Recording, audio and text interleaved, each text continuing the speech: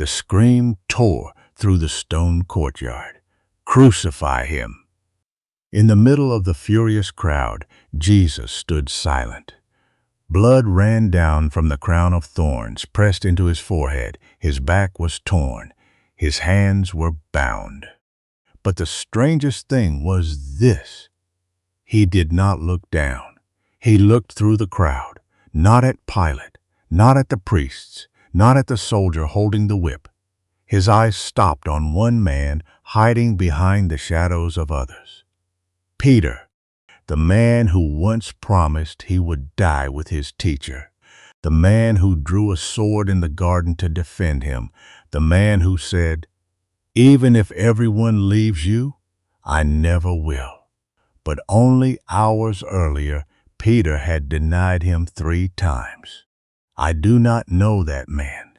One sentence, then a second, then a third, and the rooster crowed like a blade cutting through the night. At that moment, Jesus turned and looked at Peter, not with anger, not with condemnation, but with sorrow and love that had not moved. Now, in the stone courtyard, while the crowd screamed for blood, Peter saw that look again, and perhaps he understood. Jesus was not only being condemned by those who hated him. He was carrying the weakness of those who loved him but did not have the courage to remain. The crowd roared louder, "Crucify him!" Pilate washed his hands. The priests watched with satisfaction. The soldiers tightened the ropes. And Jesus remained silent. But his eyes did not stop with Peter. He looked toward a mother standing motionless in the crowd, Mary. She did not scream. She did not fight. She could not change what was happening. She only watched her son mocked, beaten, and dragged away like a criminal. Some pain is too deep to become a cry. Jesus looked at his mother. In that look, there was farewell, there was sorrow, there was surrender, but there was no despair. Then he looked at the others. Perhaps some in that crowd had once been healed by him. Some had eaten bread from the miracle of the loaves. Some had heard him speak about mercy. Some had once believed, but today they were silent. Silence can also be a kind of abandonment, and Jesus saw it all. He saw the one who spat in his face. He saw the one who placed the crown of thorns on his head. He saw the soldier who would nail him to the wood. He saw those who thought they were winning, but they did not know. They thought they were ending a story. In truth, they were standing at the center of redemption. The cross was placed upon his shoulders. His body bent beneath it.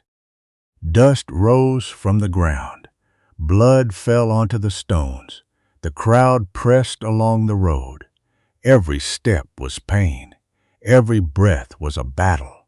Every mocking voice was another blade. But he kept walking, not because he could not escape, but because he would not abandon those he came to save. On the hill of Golgotha, the hammer was raised. One strike, one breath caught in the throat. One moment when heaven and earth seemed to stop, the cross was lifted. Jesus hung between heaven and earth. Below him stood his mother, frightened disciples, Roman soldiers, mockers, curious faces, people who did not understand what they were witnessing. And then, from the cross, he said, "Father, forgive them, for they do not know what they are doing." That was the moment everything turned upside down. The one being killed prayed for the killers. The one being mocked did not curse. The one with the right to judge chose mercy. So when the crowd screamed, "Crucify him," whom did Jesus look at? He looked at Peter, the one who failed. He looked at Mary, the one who suffered. He looked at the soldier, the one who did not understand. He looked at the crowd, swept away by darkness.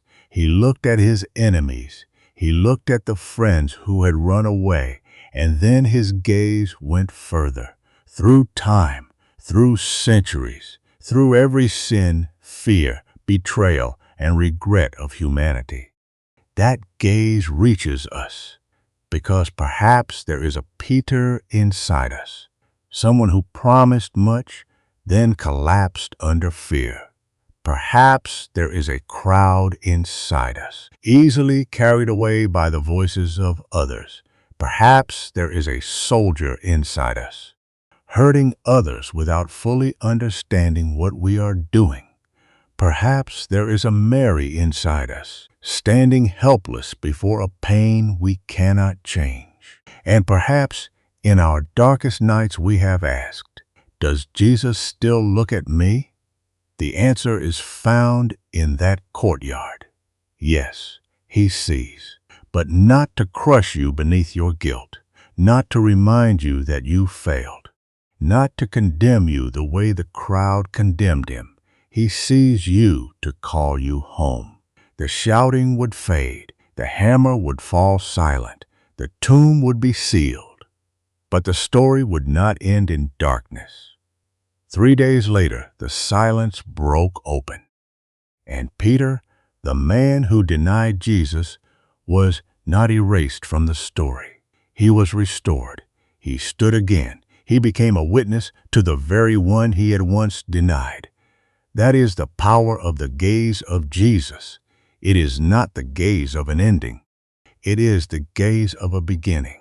Because in the middle of the scream, "Crucify him," Jesus was not only looking at the people standing there, he was looking at everyone who would one day need forgiveness. And perhaps he is looking at you. Peter stood by the Sea of Galilee, where the morning wind moved through the old fishing nets. He was no longer the man who ran through the night in fear. He was a soul restored by mercy. The one who had denied Jesus now stood with new courage, not because he had forgotten his failure, but because love had lifted him from it. Dawn touched Jerusalem like a silent promise. Darkness would not have the final word. And that same gaze still searches for every heart afraid it has gone too far. Jesus does not look at you as a sentence. He looks at you as a soul that can still come home.